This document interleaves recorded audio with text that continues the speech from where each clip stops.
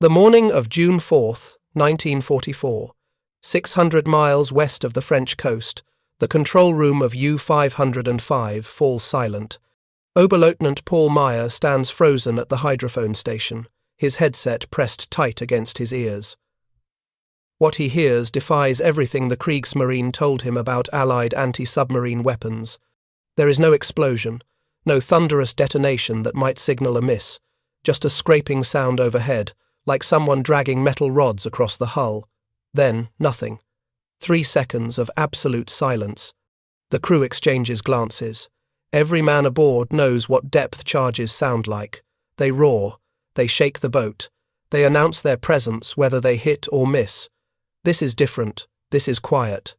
And quiet, they are learning, means something far worse. If you're enjoying this deep dive into the story, hit the subscribe button and let us know in the comments from where in the world you are watching from today. The weapon that terrified Meyer and his crew that June morning had a deceptively simple name: the Hedgehog.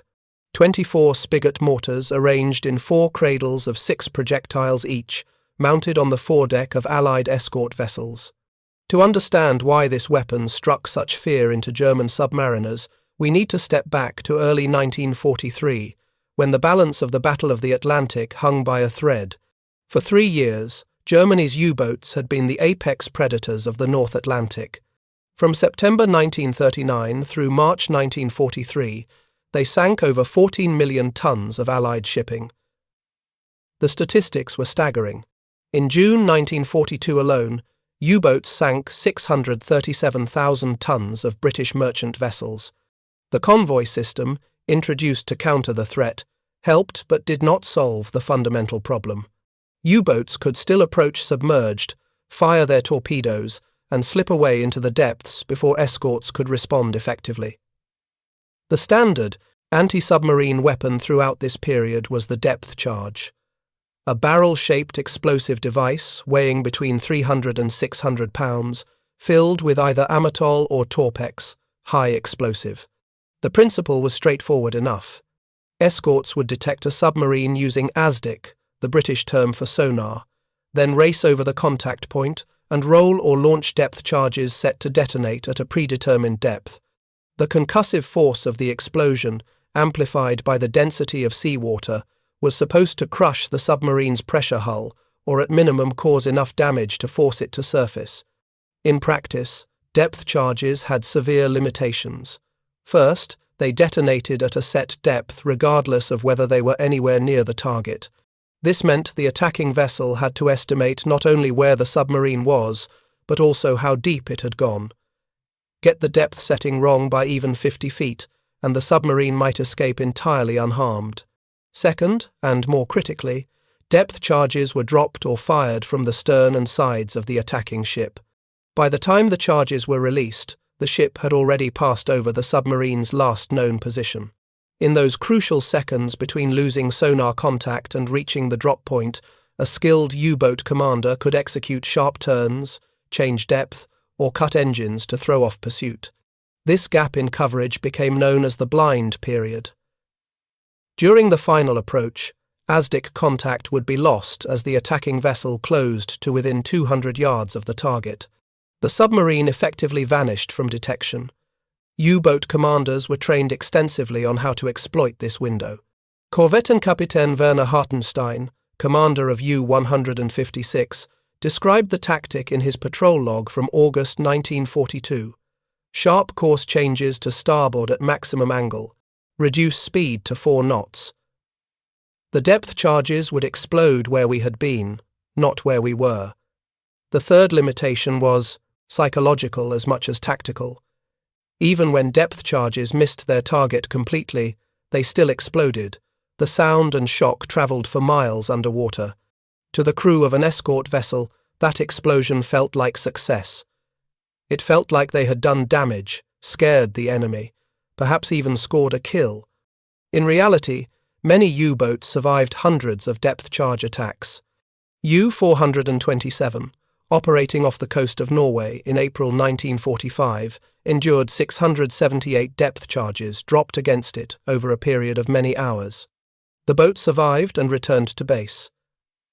British statisticians, tracking anti-submarine operations with ruthless precision, calculated the grim truth by early 1943. Out of every 80 depth-charge attacks, only one resulted in a confirmed U-boat kill. The ratio was 60-1 against. At that rate, the Allies were building merchant ships faster than U-boats could sink them, but only barely. The margin was too thin. Something had to change.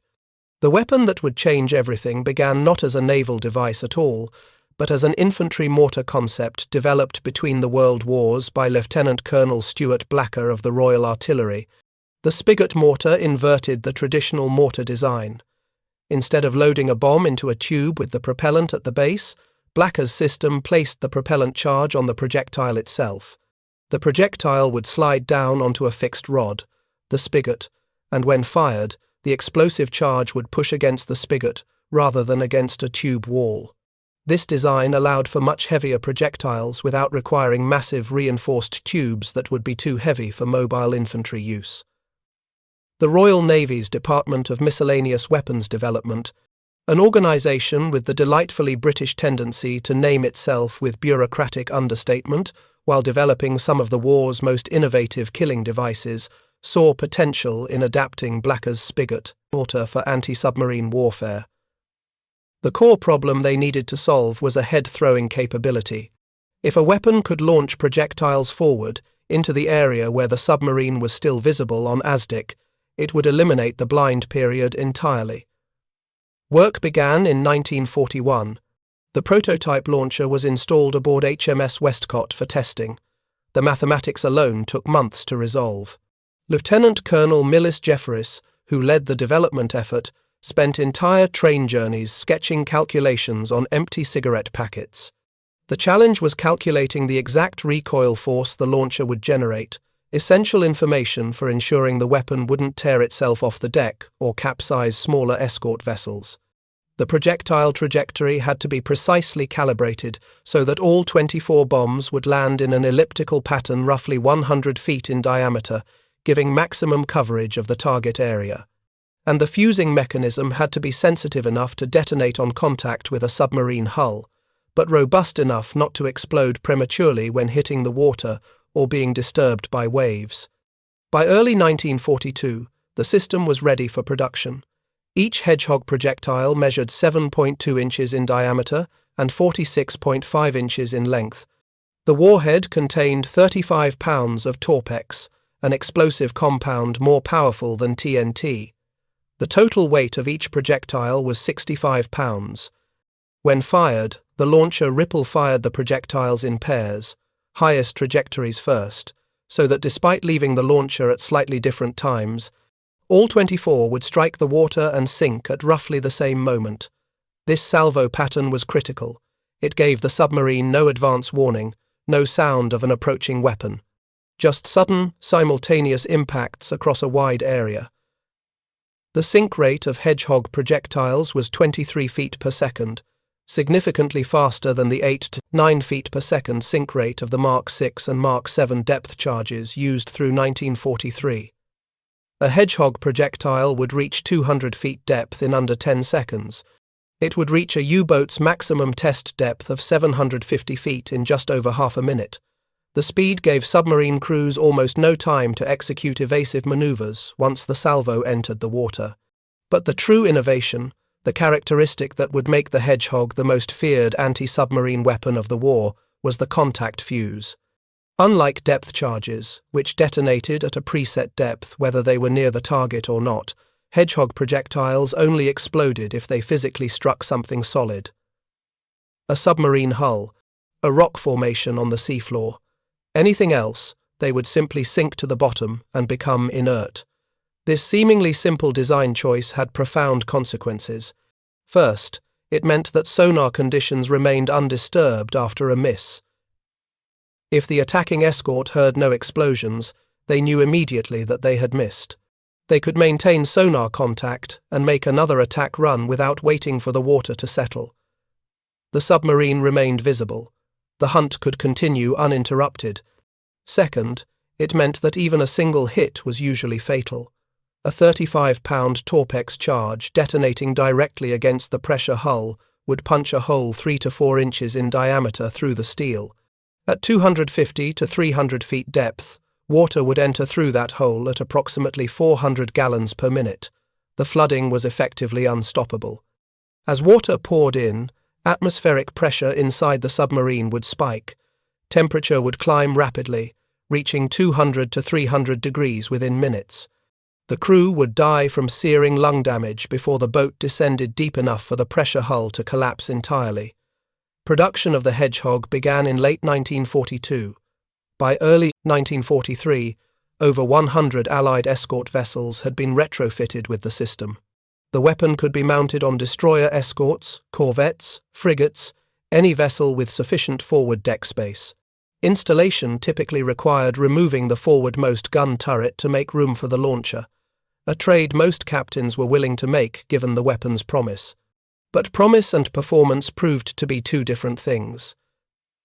The initial operational results were, to put it mildly, disappointing. From January through April 1943, Hedgehog-equipped vessels made dozens of attacks against confirmed U-boat contacts. The success rate hovered around 5%, only marginally better than depth charges. In some months, it was actually worse. Crews began to distrust the weapon. The silent miss felt like failure in a way that the booming explosion of a depth charge did not.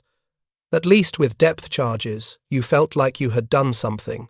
With the Hedgehog, a miss meant nothing but quiet and doubt. Part of the problem was technical. Heavy North Atlantic swells would wash over the launcher, soaking the electrical firing circuits. When the crew attempted to fire, they would get incomplete patterns, only half the projectiles launching. The pattern would be disrupted, reducing coverage and giving the submarine gaps to slip through. Another issue was the learning curve. Operating the Hedgehog effectively required precise coordination between the sonar operator, the helmsman, and the weapons crew. The attacking vessel had to maintain steady speed and course during the final approach, something that went against every instinct of a captain trying to evade potential torpedo counterattack. The Royal Navy became so concerned about the low usage rates that in early 1943 a directive was issued. Captains of Hedgehog-equipped vessels were ordered to file reports explaining why they had not used the weapon when they had gained underwater contact. The implication was clear. Some captains were actively avoiding using the Hedgehog, preferring the familiar reliability of depth charges even with their lower kill rate. The breakthrough came not from further technical refinement, but from education. The Department of Miscellaneous Weapons Development sent officers to convoy escort bases, particularly the critical base at Londonderry in Northern Ireland, where many Atlantic escort groups were stationed. These officers conducted shipwide training sessions. They presented detailed case studies of successful Hedgehog attacks. They explained the mathematics behind the weapon's pattern. They emphasized that while a miss with the Hedgehog was silent, it also meant you could immediately attack again. Depth charge misses, by contrast, gave the submarine minutes to escape while the water settled. The training worked. By mid-1943, as crews gained experience and confidence, the kill rate began to climb. By the end of the war, statistics would show that 1 in every 5 Hedgehog attacks resulted in a confirmed U-boat kill. The ratio was 5.7 to 1. Compared to the 60 to 1 ratio for depth charges, the improvement was revolutionary. In the British Royal Navy alone, Hedgehog attacks accounted for 47 confirmed U-boat kills out of 268 attacks. In actual combat effectiveness, the Hedgehog was more than 10 times deadlier than the weapon it supplemented. The U.S. Navy, which received the Hedgehog through reverse lend-lease arrangements in late 1942, proved even more successful with the weapon. American destroyer escorts, optimized specifically for anti-submarine warfare, carried the Hedgehog as standard equipment. These ships were smaller than fleet destroyers but packed with the latest sonar systems, radar, and weapons. The Combat Information Center, a dedicated room where all tactical information flowed, and where the executive officer could coordinate attacks while the captain handled ship handling from the bridge, proved particularly effective when combined with Hedgehog. The integration of advanced sonar data feeding directly to weapons targeting allowed for unprecedented accuracy. The most dramatic demonstration of Hedgehog effectiveness came in May 1944 in the Pacific Theatre. The destroyer escort USS England, operating as part of an anti-submarine hunter-killer group, encountered a Japanese submarine scouting line. Over a 12-day period from May 19th to May 31st, England sank 6 Japanese submarines. All 6 kills were made using the Hedgehog. The feat was so extraordinary that Fleet Admiral Ernest King, Chief of Naval Operations, sent a message to the ship's crew. There'll always be an England in the United States Navy. For German submarine crews operating in the North Atlantic during 1943 and 1944, the Hedgehog represented a fundamental shift in the nature of undersea warfare. For 3 years, they had been the hunters. Now, increasingly, they were the hunted, and this new weapon hunting them was unlike anything they had trained to evade. The psychological training German U-boat crews received at the submarine school in Gotenhafen painted a clear picture of Allied anti-submarine capabilities. Depth charges were predictable. You could hear them coming, the characteristic thrashing of propellers overhead as the escort vessel accelerated for its attack run. Then the rolling splash as the charges hit the water. You had precious seconds to maneuver, drop to maximum depth, execute a hard turn, cut the electric motors to silent running, hold your breath and wait for the explosions. If they came close, the boat would shudder and groan, light bulbs would shatter, cork insulation would rain down from the overhead. But if you survived the first pattern, you had time. Time for the escort to lose contact in the turbulent water. Time to slip away. This was the doctrine drilled into every submariner from their first day of training. The Atlantic was vast, the convoys were large, but the escorts were few. A skilled commander with a well-trained crew could attack, evade, and live to hunt again. The statistics from 1940 through 1942 supported this belief. U-boats were being lost, certainly, but at rates the Kriegsmarine considered acceptable. For every boat that failed to return, 2 more were commissioned. The Wolfpack tactics developed by Grand Admiral Karl Dönitz were working. In March 1943, the U-boat offensive reached its apex. 82 merchant ships, totaling 476,000 tons, were sunk in the Atlantic alone. Allied shipping was being destroyed faster than it could be replaced. Then came May 1943. A month later, German submariners would come to call Schwarze Mai, Black May. In 31 days, 43 U-boats were lost. 18 fell to convoy escort attacks, 14 to air patrols, the rest to accidents, mines, and other causes. The number represented more than 1/5 of operational boats. It was 3 times the losses of any previous month, more boats than had been lost in the entire year of 1941.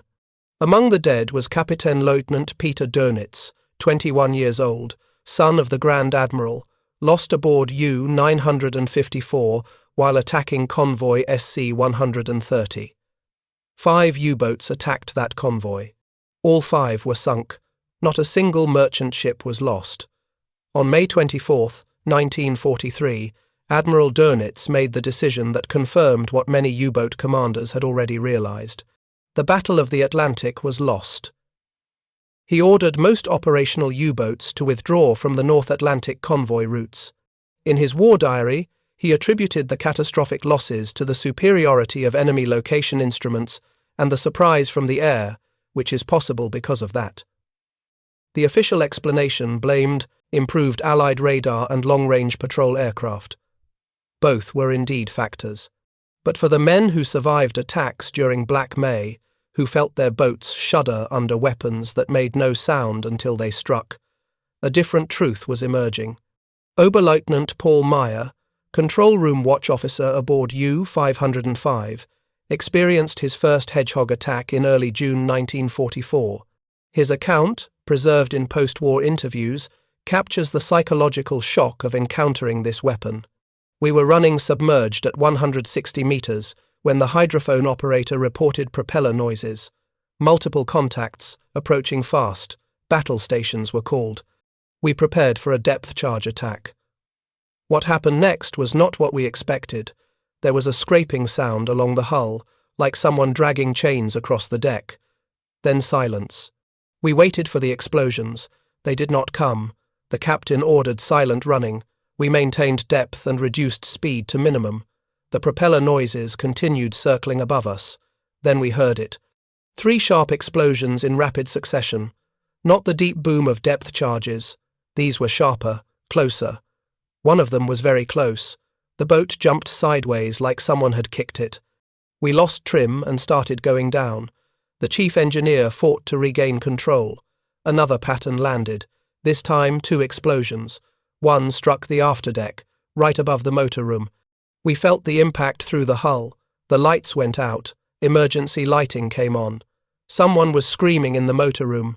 The captain ordered us deeper. We went 200 meters. The propeller noises stayed with us. They knew exactly where we were. What Meyer and his crew were experiencing was the fundamental innovation of the Hedgehog. The weapon eliminated the blind period that U-boat commanders had been trained to exploit. Unlike depth charges, which forced the attacking escort to pass over the submarine and lose sonar contact before releasing weapons, the Hedgehog fired forward. The escort maintained continuous sonar tracking throughout the attack. The submarine remained visible. If the first salvo missed, the escort could immediately adjust course and fire again, and again, and again, until the contact was destroyed or lost. The contact fuse mechanism meant that submarine crews had no way to judge how close the attacks were coming until it was too late. With depth charges, you could count the explosions. If they were far enough away, you knew you had maneuvered successfully. The quiet between depth charge patterns meant potential escape. But Hedgehog was different. Silence meant the projectiles had missed and were now lying harmless on the ocean floor. But it also meant the escort still had perfect sonar contact and was lining up the next attack. The weapon created a psychological trap. Silence was not safe. Silence meant the hunt was still on. U-505 survived that June attack through a combination of skill and fortune. After the second Hedgehog salvo struck the aft deck, causing flooding in the motor room, the chief engineer managed to restore the trim. The captain ordered maximum depth. They descended to 280 meters, below their rated test depth of 230 meters. The hull groaned under the pressure. Rivets began to weep water. But they went deep enough that the escort's sonar lost reliable contact. After 90 minutes of creeping slowly away at 2 knots on electric motors, they broke free. 4 men were injured from the impacts. The outer hull had multiple holes, but the pressure hull held. They surfaced after dark and made emergency repairs sufficient to reach the French coast. Not every crew was so fortunate. On May 6, 1943, U-638 was operating in the North Atlantic as part of a Wolfpack targeting convoy, ONS-5. Kapitän-Leutnant Oskar Staudinger commanded a Type 7 sea boat with a crew of 44 men, most of them under 25 years old. They had sailed from Brest 3 weeks earlier on their second war patrol. The first patrol had been successful. 3 merchant ships sunk, 2 damaged, no casualties among the crew. Staudinger had been decorated. The boat had been repaired and resupplied. Morale was high. The attack on ONS-5 began in the early morning hours. Multiple U-boats converged on the convoy. The escorts detected the concentration and immediately went on the offensive. HMS Sunflower, a Flower-class corvette equipped with one of the early Hedgehog installations, gained sonar contact on a submarine attempting to close on the convoy's port flank. The corvette's commander, Lieutenant Commander James Plomer, had attended the Hedgehog training course at Londonderry. He understood the weapon's capabilities and limitations. He needed to maintain a steady course and speed during the final approach. He needed precise range and bearing from the sonar operator. He needed to fire at exactly the right moment, when the target was within the weapon's effective range but before the submarine could execute evasive maneuvers. Sunflower closed on the contact at 15 knots. At 400 yards range, Plomer ordered the Hedgehog fired. 24 projectiles arced through the darkness and splashed into the Atlantic in a roughly circular pattern. They sank at 23 feet per second. U-638 was at 90 meters depth, attempting to go deeper. The submarine's crew heard nothing, no warning. Just 3 nearly simultaneous explosions against the pressure hull. One projectile struck forward of the control room, another hit amidships on the port side. The third struck the after torpedo room. The effect was catastrophic. At 90 meters depth, water pressure is approximately 9 atmospheres. When a 3 to 4 inch hole is punched through a pressure hull at that depth, water enters at extraordinary velocity and volume. 400 gallons per minute is the calculated rate. In reality, with multiple breaches and the pressure differential, the flooding was faster. The forward compartment flooded in less than 30 seconds. The men there died almost instantly, either from the initial blast or from drowning before they could even react. The control room crew had slightly more time, perhaps 2 minutes, as water rushed in through damaged bulkhead doors that could not be fully secured against the incoming flood. The pressure inside the submarine spiked. As the U-505 crewman Meyer described, when water floods in at high pressure, it compresses the air inside. The temperature rises. At 9 atmospheres of pressure, the temperature can reach 200 degrees Fahrenheit or higher. The crew's lungs would sear with each breath. Breathing itself would become impossible. Staudinger, realizing the boat was finished, attempted to blow ballast and surface. It was the only chance. Get to the surface and abandon ship. Give the crew a chance to survive in the water until they could be picked up, even if that meant becoming prisoners of war. But the compressed air systems had been damaged by the blasts. The ballast tanks would not blow completely. U-638 continued descending. At 160 meters, the pressure hull began to buckle. At 190 meters, it collapsed. The implosion was violent enough that the crew of HMS Sunflower felt the shockwave through their own hull. It sounded, one sailor later recalled, like an enormous underwater thunderclap. All 44 men aboard U-638 died within 4 minutes of the Hedgehog salvo striking home. The survivors who later came back, the men from boats that managed to evade Hedgehog attacks or who were pulled from the water after their boats were sunk by other means, told consistent stories about the weapon. You could not hear it coming. You could not judge how close it was. You could not tell if you had successfully evaded until you were already dead or miraculously alive. The randomness of it, the pure chance involved, was psychologically devastating. Depth charges, for all their danger, followed patterns. You could develop tactics to counter them. You could train for them.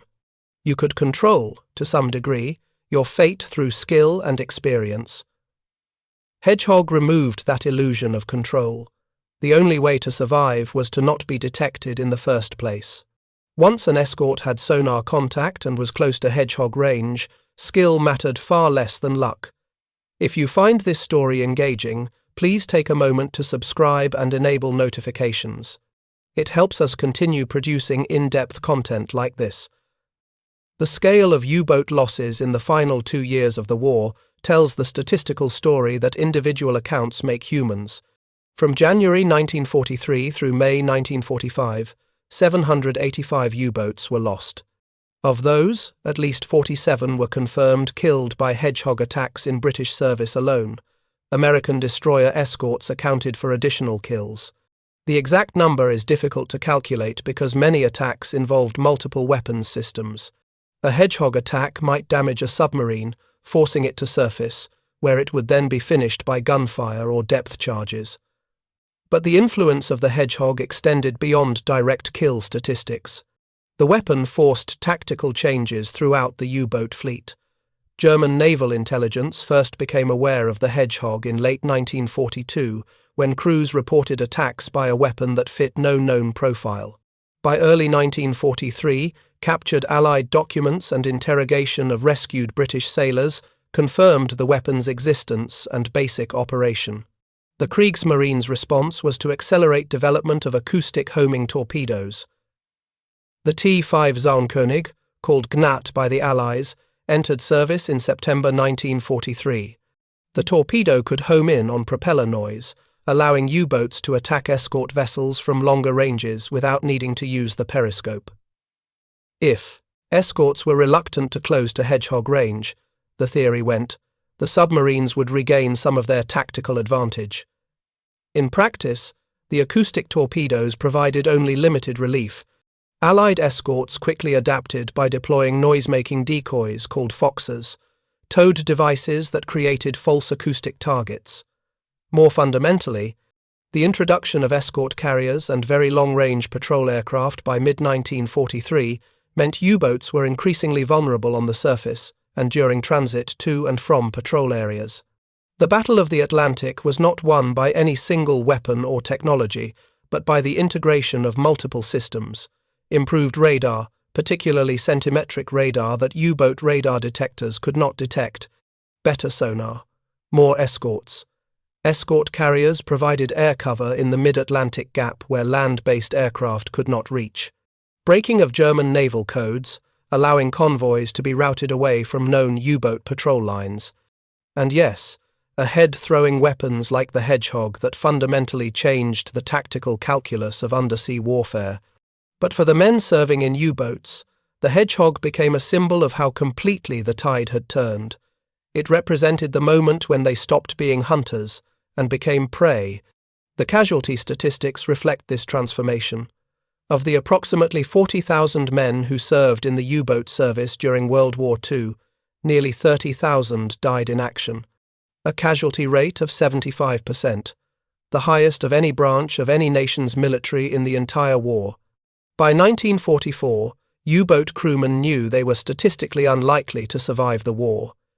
Yet they continued to sail, some from duty, some from ideology, some because refusal meant execution for cowardice, and some, perhaps, because once you have survived your first patrol, the idea of surviving the next does not seem impossible, even when statistics say otherwise.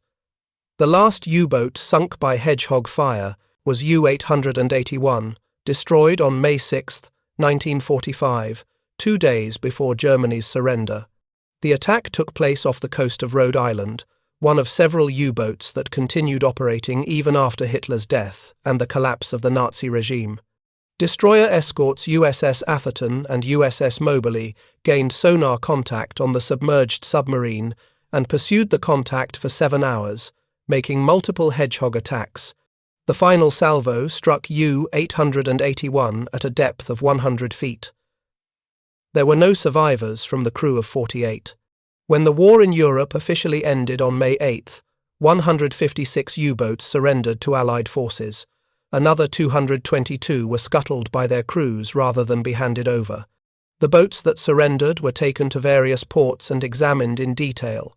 Allied technical intelligence teams photographed and documented everything: the acoustic torpedoes, the snorkel systems, the advanced Type XXI submarines that had only begun entering service in the final months of the war. They also interviewed the surviving crewmen. These interviews, conducted while memories were fresh and before official German naval histories could establish collective narratives, provide some of the most detailed accounts of what it was like to serve in a U-boat during the period when Hedgehog and similar weapons dominated anti-submarine warfare. Hans Wilhelm Koppen, a machinist's mate who served on 3 different boats from 1943 to 1945, described the evolution of crew attitudes. In the beginning, you believed you could outsmart the escorts. You have been trained, you knew the procedures: go deep, change course, silent running, wait them out. By 1944, we knew that training meant very little. If an escort had contact and got close enough, you were probably going to die. It became not about skill, but about avoiding detection in the first place. We spent more and more time submerged.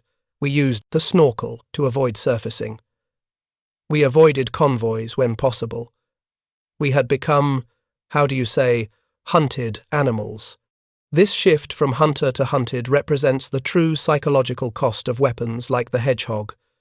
It was not just that the weapon was effective at sinking submarines. It was that it removed the agency from submarine crews. Their training, their experience, their courage, these things still mattered, but they no longer determined survival. The cold mathematics of sonar range, projectile distribution patterns, and explosive yield determined who lived and who died. In that sense, the Hedgehog was a weapon of the industrial age in its purest form. Individual human qualities became subordinate to mass production and technical advantage. The Allies could build more escorts. They could equip those escorts with better sensors and weapons. They could train more crews. The arithmetic was simple and brutal. Germany could not match Allied industrial output. Therefore, German submariners would die in increasing numbers until there were no more submarines or no more submariners, or the war ended. Whichever came first. The war ended first. On May 8, 1945, at 11 p.m., all hostilities ceased in Europe. U-boats at sea received orders to surface, fly black flags of surrender, and proceed to designated Allied ports. Some complied immediately. Others took days to receive the orders or to accept their reality. A handful, operating in distant waters, continued brief patrols before finally giving up. The U-boat war, which had begun on September 3, 1939 with U-29 sinking the armed merchant cruiser HMS Rawalpindi, ended with hundreds of submarines limping into Allied ports carrying exhausted crews who had somehow survived when 75% of their comrades had not. The Hedgehog remained in service long after the U-boats it was designed to destroy were gone.